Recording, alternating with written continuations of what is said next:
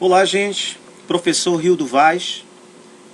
Pessoal, esse slide que eu preparei, ele é uma introdução à parte da química orgânica. Conceitos bem básicos, bem rápido aí para você, para poder lembrar um pouco do que já foi falado sobre a parte introdutória dos compostos orgânicos. Bom, para esse slide nós vamos falar um pouco sobre alguns conceitos gerais, né? Vamos atribuir também nesse slide a hibridização, o conceito de hibridização, tá? E vamos falar um pouco sobre ligações sigmas e pi. Tudo bem? Ok, gente? Então vamos lá.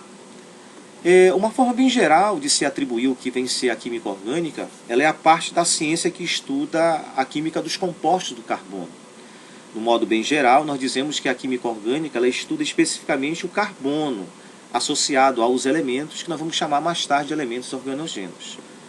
Tudo bem? Um exemplo que nós podemos dizer aí é a molécula do butano, C4H10, né? A molécula do metano, tá? A molécula do benzeno e a molécula da glicose. Todos esses compostos, gente, que a gente observa aí, existem carbonos. Então isso representa uma das milhares de substâncias que existem, de substâncias orgânicas. Essas são algumas das substâncias que nós podemos encontrar como compostos orgânicos. Tudo bem? No modo bem geral também, podemos atribuir que todos os compostos orgânicos, ou melhor dizendo, o estudo desses compostos orgânicos, eles são provenientes de seres animais e vegetais, aonde nós podemos atribuir o próprio alimento, do qual nós consumimos, uma boa parte deles é de compostos orgânicos, seja ele de origem animal ou vegetal, né? Claro, né? O leite também é um composto orgânico. Bom, em resumo dizemos que a química orgânica ela estuda compostos químicos que fazem parte dos seres vivos. Podemos então dizer também que as características do carbono com os elementos organogêneos, que são os elementos que fazem parte, digamos assim, de alguns compostos orgânicos, né? A gente vai ver isso mais aí à frente. No modo bem geral, vamos aqui falar um pouco sobre o carbono. O carbono pertence à família 4A. Isso é uma referência de que, por ele estar na família 4A, significa dizer então que ele possui 4 elétrons na sua última camada. Essa forma de como se tem esses 4 elétrons na última camada pode ser observada, por exemplo, na distribuição do carbono. Olha aí, ó, C6, que é igual a 1s2, 2s2 e 2p2. Onde está sublinhado aí é a referência do que nós dizemos da última camada, conhecida como camada de valência. Se nós formos olhar bem aí, existe 4 elétrons, o que significa que o carbono ele realiza 4 ligações e é classificado como tetravalente. Olha aqui, alguns carbonos que são comuns nas estruturas orgânicas. Você vê aí carbono que só apresenta somente ligações simples, que são só esses traços aí, ó, são 4 traços, tá? Você vai enxergar carbonos que existem ligações simples, 2 ligações simples e uma dupla, ó.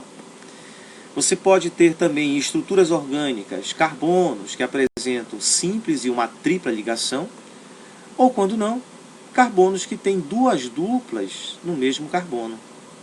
Tudo bem? Essas representações, gente, elas podem ser visualizadas por esses compostos que eu estou mostrando agora. A boa parte desses compostos vai observar que tem horas que o carbono realiza ligações simples, horas ele realiza ligações duplas, né?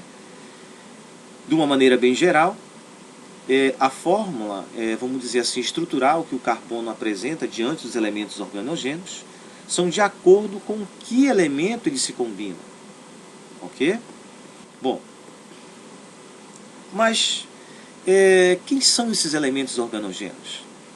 Nessa tabela, então, eu trago a vocês aí, ó, por exemplo, o carbono, no qual eu já comentei anteriormente, ele é tetravalente, tem 4 ligações.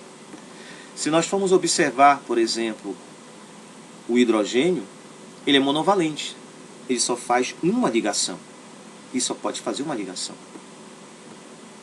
Olhando para o oxigênio, e assim como também o enxofre, eles são classificados como bivalentes.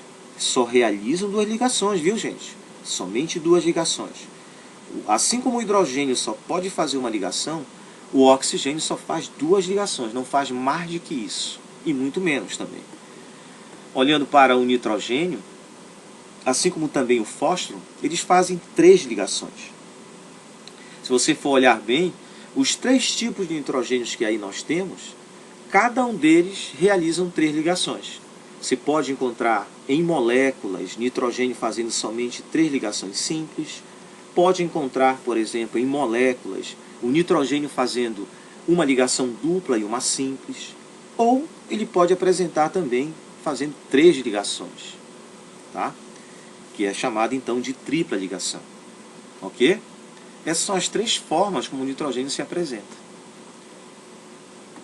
Bom, se formos olhar para os elementos aí da família dos halogênios, todos são monovalentes.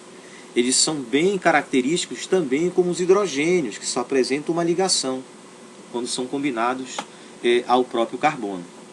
Ok, gente? Beleza? Bora dar um segmento aí, então. No próximo slide, nós vamos observar o seguinte. Muito importante essa parte agora, viu, gente? Toda ligação simples, como agora há pouco eu comentei nos carbonos, elas são chamadas de sigmas. Tá? Então, a sigma, como você vê aí, não é um O, não é uma letra grega que nós chamamos. Então, é uma representação de nós darmos ao carbono que realiza somente ligações simples, que é um traço, são chamadas de ligações sigmas.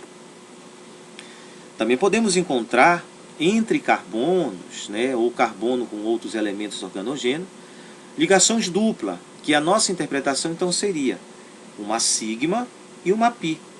Tanto faz, viu, gente, essa sigma e pi se ela for em cima ou for embaixo. Uma vez quando você classificar um lado sigma, a outra ligação vai ser pi. As ligações tripla. Aí, gente, uma atenção. Todas as vezes que nós olharmos para uma ligação tripla, sempre atentem, viu? A do meio é sigma e da extremidade são chamadas de ligações pi. Ok, gente? Beleza? Vamos seguir. Bom, aqui nós temos uma situação bem atípica, onde se fala especificamente de ligações sigmas, tá?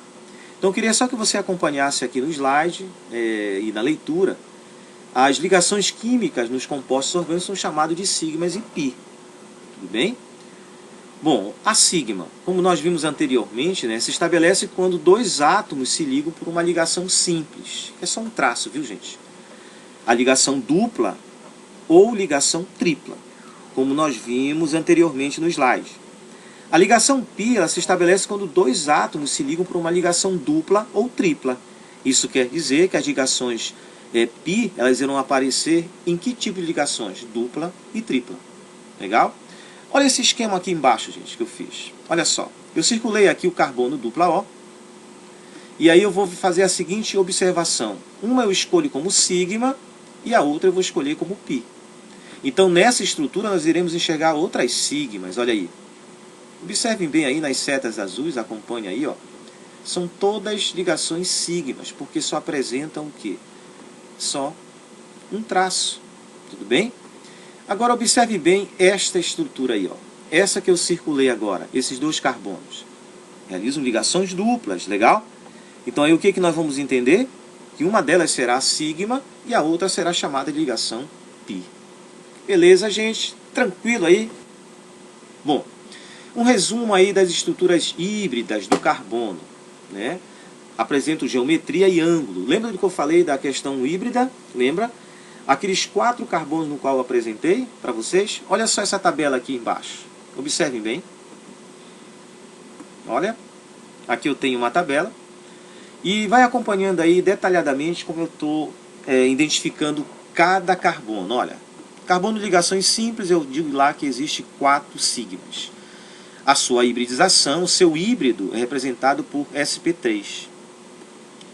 O ângulo de 109 graus e 28 minutos e representa uma geometria tetraédrica. O próximo carbono que você vê aí ele vai ter 3 sigmas e uma pi.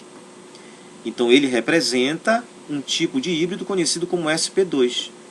O ângulo dele, 120 graus. A geometria trigonal.